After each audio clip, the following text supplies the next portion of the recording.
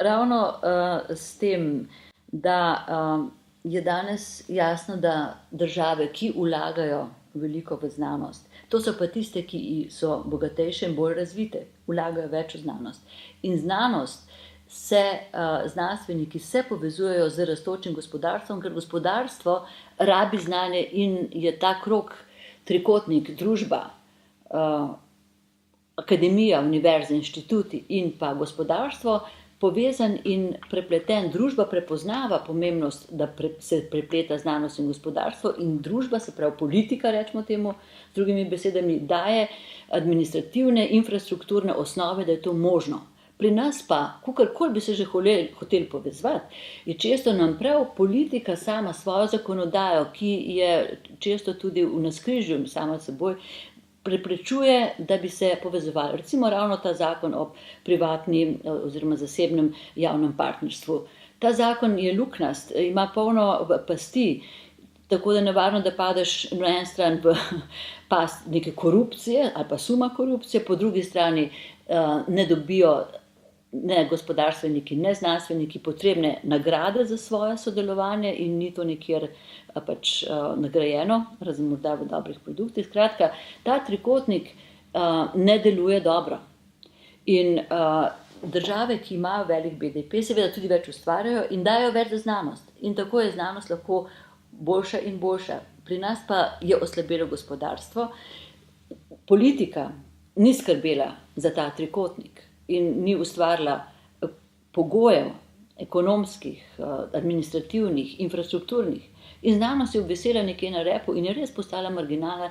Tudi gospodarstvo nam stalno očita, zakaj delamo svoje raziskave, zakaj ne delamo njihovih, vendar pa nam sama politika in regulacija, kako smo ocenjevani in kako ne delujemo, to preprečuje, nam ne omogoča, nas ne nagrajuje. In te krogi so nekako pretrgani. Mi se trudimo, da jih vzpostavljamo z raznimi možnimi načini, z ustanavljanjem agencij, na primer. Že poglejte ta fenomen, ne, da torej imamo dve agenciji, ena za razvoj tehnologij, ena za znanost. In to je, torej za znanost še nekako deluje, za tehnologije pa ne, posebno ne od takrat, ko je bil ta tehnologija prestavljena k gospodarstvu. Takrat se je pa dokončno pretrgala ta infrastrukturna, torej neka politična osnova, da mi dobro sodelujemo. Ker se je politika odločila, da bo ločila znanost od tehnologije. Ga dala na en resor in politiko na drug resor. Ne bi bilo nič hudega, če bi se v vladi te ministri med seboj znali pogovarjati, ampak da ne govorimo o strankarskih razprtijah, tega pa še o čem drugim, pa osebnih, pa ne vem čem, teh medsebojnih sporazumov, sporazumevanj, razumevanj en drugega ni. In samo znanstveniki in gospodarstveniki spodaj jih razumemo, vendar se kregamo ali pa prepiramo okrog tega, kdo je kriv, da se ne povezujemo. Ali smo mi sami, ali kdo, ali kje so krivci. In situacija je res slaba, tako da zdaj produciramo doktorje znanosti, ki pa odhajajo v tujino, upravičeni, ker zdaj gospodarstvo jih ne potrebuje, jih ne more uporabiti, jih noče uporabiti in potem seveda krivijo znanstvenike, da se ne znajo prilagajati gospodarstvu. Ne.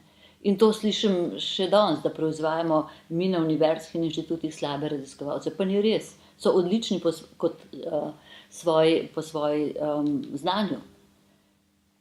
Vendar se ne vpenjajo v gospodarstvo. Zakaj je pa drugo vprašanje?